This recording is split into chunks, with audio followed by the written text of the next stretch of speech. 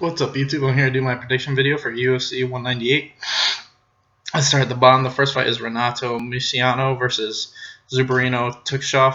And Renato is alright. He's a decent jiu-jitsu guy. He's got like 5 wins by submission, and he's 10-0. But I think Zubarino is really looking good. I think his striking and takedown defense are really on point. So I'm going to say he wins by decision. He doesn't have a high finishing rate, but I do think that his technical striking and takedown defense will edge him out in this one. Next is Sergio Moraes versus Luna Chages. I don't know how to say that last name, but Luna looks decent. He's 14-1, and he's got both wins by knockout and submission. I just think that because he's taking this fight on like a week's notice, he's going to have a lot of problems against Sergio Moraes, who's probably, in my opinion, one of the top 5 jiu-jitsu guys ever to compete in the UFC. So I feel like Moraes will get a takedown probably in the first round, win by submission, just because it's such a short notice fight. Next is Francisco Trinaldo versus Yancy Medeiros, and I don't understand why Yancy Medeiros is getting this fight. I feel like Trinaldo should be getting a top 15 guy at this point. He's won 5 straight, and I honestly think that the last 3 guys Francisco Trinaldo beat are way better than Yancy. So, I mean, striking-wise, I think they're even, but grappling, Francisco's got a huge advantage, and power-wise, Francisco's got a huge advantage. So I say Trinaldo wins by first round, either TKO or submission. Next is Little Nog versus Patrick Cummings, and I see this fight playing out 2 ways. Either Little Nog gets a finish, or Patrick Cummings just grinds him out for 3 rounds. And I'm going to pick Little Nog. I just feel like he has way more ways to win this fight. I know he's lost to guys like this before. I know Phil Davis and Ryan Bader were able to kind of do what Patrick Cummings is probably going to do in this fight, which is just hit takedowns and hold him down. But Little Nog's takedown defense has looked a lot better recently, like in the fight against Rashad and even in the Shogun fight.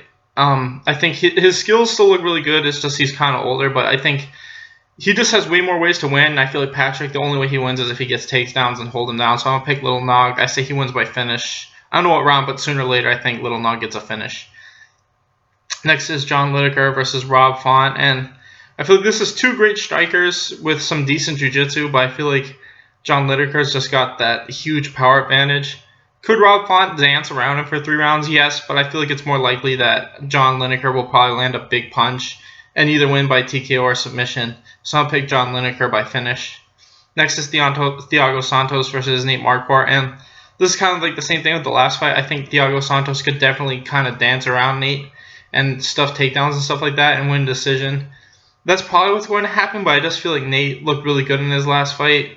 And, I just have a feeling that Nate's going to pull this one off.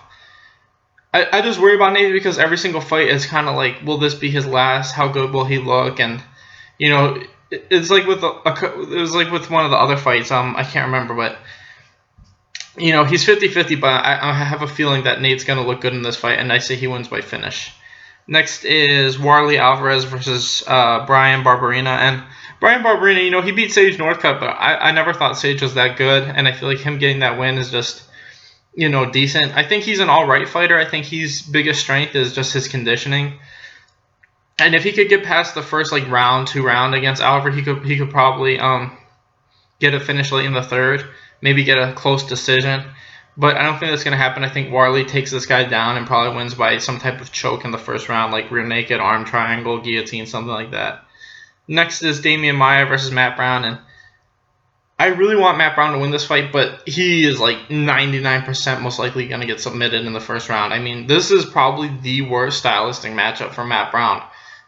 I mean, this is probably one of the worst stylistic matchups just in general in the history of MMA. Like, his jiu-jitsu is...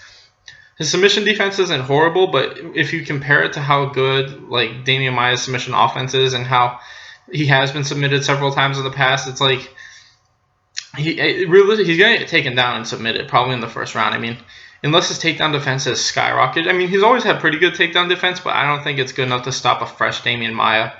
And that's just the problem I see in this fight. I want Matt Brown to win, but I just can't pick him because he really... I mean, unless he catches Damian Maia with a big punch early like how Stefan Struve did against Bigfoot, it's not going to happen. Damian Maia is going to take him down and win by rear naked choke in the first round.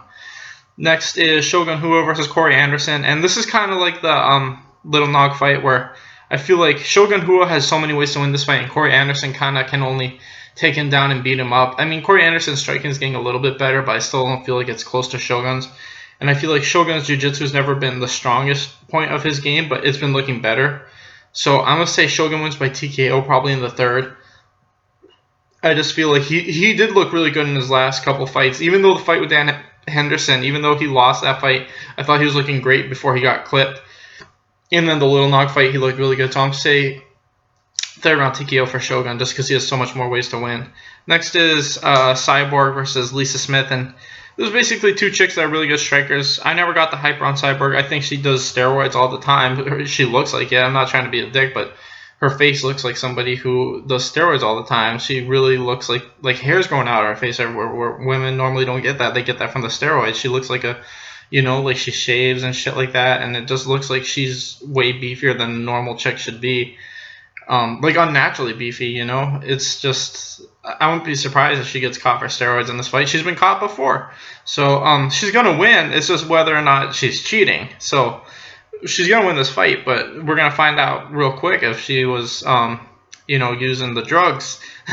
But yeah, she's probably going by TKO in the first round, so it's not that interesting. She's kind of fighting a scrub. Lisa Smith's record is like 7-6, so they're just feeding Cyborg somebody.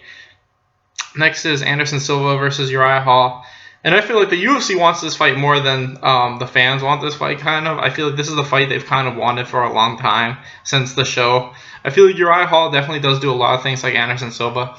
I think Anderson Silva really fucked up in his last fight. I think he clearly was going to win that fight, but he just coasted in that fourth round, and he lost it. A fight that he clearly was going to win if he had just been more active in the fourth. And that was the same thing with the Nate Diaz fight. I actually thought Nick won because he was just coasting the shit out of that fight. As long as he doesn't coast, I feel like Anderson Silva can still be a top 5 guy. I still think the skills are there. It's just he lays back way too much, and he's definitely getting older and slower, but I still think he's got the skills to be top 5 in my personal opinion. Like Bisping beating him was such bullshit. I'm just saying, like, the skill gap between them is so ridiculous, and now Bisping's in the top 5. That dude fucking sucks so much. It just pisses me off, but that's a whole other thing. Anderson Silva's probably going to win. I'd say by submission, actually. I think this fight will hit the ground sooner or later, and I think there's a huge gap in their jiu-jitsu. I know people probably think it's going to be a striking match, but I think this fight hits the ground and Silva wins by submission. Next is Jacare Souza versus Vitor Belfort, and Jacare Souza, his striking's been getting better, but it's still his weakest area. I think that Vitor's biggest weakness is probably his overall grappling game. Even though he's a black belt, I still think that's probably his weakest area. So it really is kind of striker versus grappler. And I'm going to say that it's really going to come down to that first round. I feel like Vitor, if he can catch Souza in the first round, he'll win. And if it goes past the second, maybe the third, Souza will probably just finish him with a submission. I'm going to pick Belfort. I say he can stuff the takedown and land a big shot before he gets taken down. But this fight, in my opinion, could really go either way. I really think it's just striker versus grappler, who gets what they want first. And I'm going to say Vitor gets what he wants and wins by TKO. Next is Fabricio Verdum versus Stipe Miocic. And this is probably a tougher fight for Verdum than the Cain fight, because Cain, the way Cain fights, really plays in his strengths. His striking was better than Cain's. And then Cain is like 3 things. It's strike, push him against the fence, take him down. And it's Verdum's striking was better than his. When you clinch with Verdum, his tie clinch is way better than Cain's grinding against the fence. And we saw what happened when he took him to the ground. He almost got submitted twice, like right off the bat. And then the third time he did it, he got submitted right away. So, this is different. Stipe can stuff the takedowns and strike with him like how JDS did. And I think that's the hardest fights for Cain. I mean, not Cain, but for Verdum. But I think Verdum's striking has gotten so much better, so I don't even know if that's the weakness for him anymore. I think Verdum's just been looking so amazing recently. His striking looks on point, his clinch has looked on point, and his jiu-jitsu has always been the best part of his game. So I feel like this might be like the Cain fight where he might pressure Stipe, because we've seen what Stipe does against better strikers than him. Look at Marhunt. He was able to take him down repeatedly, but he's not going to do that shit with Verdum. And if Verdum is a better striker than him, we're going to find out real quick. If Verdum's a better striker than him, then Stipe is done, because what's his option? Take him down? He's going to lose. So I feel like we're going to find out real quick, and I do think Verdum's striking is better than his, and I think that Verdum will probably get like a 4th or 5th round finish. Anyway, thanks for watching, guys. Please like and subscribe.